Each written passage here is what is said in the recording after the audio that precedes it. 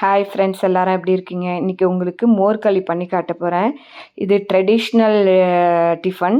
அந்த காலத்தில் எல்லாரும் பண்ணுவாங்க, இப்போ தான் யாரும் பண்ணுறதில்ல.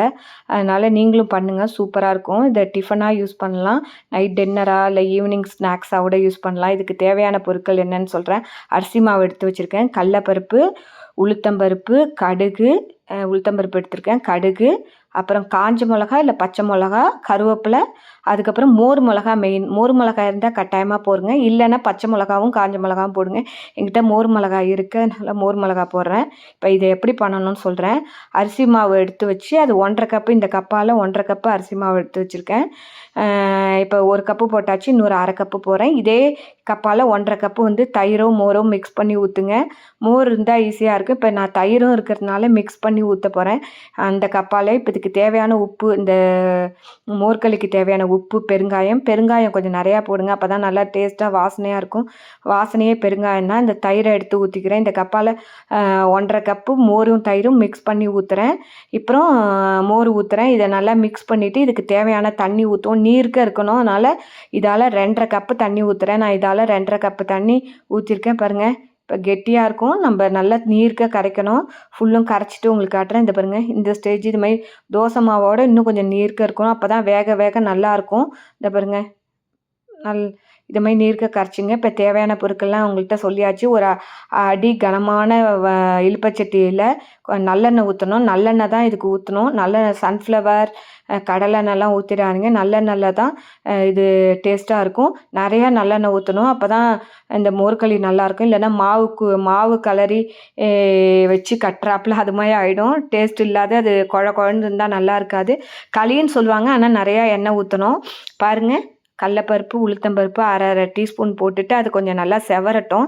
செவந்தோன்னே இந்த மோர் மிளகாவையும் போட்டுருங்க. மோர் மிளகா நல்லா செவந்து வரட்டும். இல்லைன்னா தனியாக மோர் மிளகாவை வறுத்துட்டு அதுக்கப்புறம் கடுகு, உளுத்தம்பருப்பு, கடுகெல்லாம் போடுங்க. நான் அதுலேயே போட்டு சிம்மில் வச்சு வதக்கிட்டேன். இதை பாருங்க, நல்லா செவந்துட்டு இப்போ கடுகு போடுங்க. முன்னாடியே கடுகு போட்டிங்கன்னா கடுகு வெடித்து இதெல்லாம் செவராத போயிடும். இப்போ நல்லா பாருங்கள், புகை வந்து கடுகும் வெடிச்சிட்டு இப்போ வந்து அந்த கரைச்சி வச்சுருக்கோம் பார்த்தீங்களா, அதில் இந்த பச்சை மிளகாவையும் அந்த கருவேப்பிலையும் போட்டு, ஏன்னா இப்போ டைரெக்டாக போடும்போது வெடிக்கும், அதனால் அந்த மாவு மிக்ஸ் பண்ணலையே போட்டு இந்த இலுப்பச்சட்டியில் ஊற்றுங்க. இப்போ வந்து சிம்மில் வச்சுங்க. சிம்மில் வச்சுட்டு அதை ஊற்றி இப்போ அதை கலர வேண்டியதான். அந்த பாருங்க, எல்லாத்தையும் ஊற்றியாச்சு. எண்ணெய் இவ்வளோ ஊற்றினா தான் டேஸ்ட் நல்லாயிருக்கும், அதுக்குன்னு கம்மியாக ஊற்றாதீங்க. இன்னும் தேவைப்படும். இந்த அரிசி மாவு இந்த நல்லெண்ணெய் எல்லாம் உறிஞ்சிடும். பாருங்கள், நல்லா எல்லா எண்ணெயே காணும் பாருங்கள். இப்போ கொஞ்சம் கொஞ்சமாக சிம்மில் வச்சு நல்லா கலருங்க. பச்சை வாசனை போகணும், இல்லைன்னா நல்லா இருக்காது. இதை பாருங்கள், கொஞ்சம் கொஞ்சமாக பாருங்கள், அது கெட்டியாகிட்டே வருது. இப்போ சிம்மில் வச்சு பொறுமையாக பக்கத்துலேயே இருந்து கலருங்க, இல்லைன்னா அடியில் பிடிச்சிடும். அதனால் பொறுமையாக சிம்மில் வச்சு கலருங்க. அதுக்கப்புறம் கெட்டியானோடனே இன்னும் கொஞ்சம் நல்லெண்ணெய் ஊற்றுங்க. இந்த நல்லெண்ணெயே எனக்கு போகிறோம். நீங்கள் வேணால் அடி உங்களுக்கு பிடிச்சதுன்னா இன்னும் இதுங்க கலர் மாறிடுச்சு பாருங்கள். அடியில் ஒட்டாத வந்திருக்கு பாருங்கள்.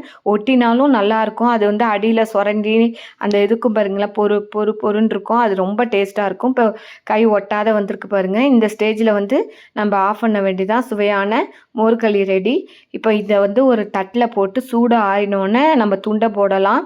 பாருங்கள், எண்ணெயெல்லாம் எல்லாத்தையும் உறிஞ்சிட்டு இது பாருங்கள், சுவையான மோர்களி ரெடி. பிளேட்டில் போட்டு ஆறினோன்னே நான் உங்களுக்கு அப்படியே காட்டிட்டேன். ஆறினோன்னே துண்டை போட்டு பசங்களுக்கு கொடுங்க, அவங்களுக்கு ரொம்ப பிடிக்கும். ஈவினிங் ஸ்நாக்ஸாக பண்ணி கொடுங்க. ஓகே ஃப்ரெண்ட்ஸ், பிடிச்சிருந்தா லைக் பண்ணி, ஷேர் பண்ணி, சப்ஸ்கிரைப் பண்ணுங்கள். நீங்களும் ஒரு நாளைக்கு இந்த டிஃபன் பண்ணி பாருங்கள். ரொம்ப ட்ரெடிஷ்னல் டிஃபன்.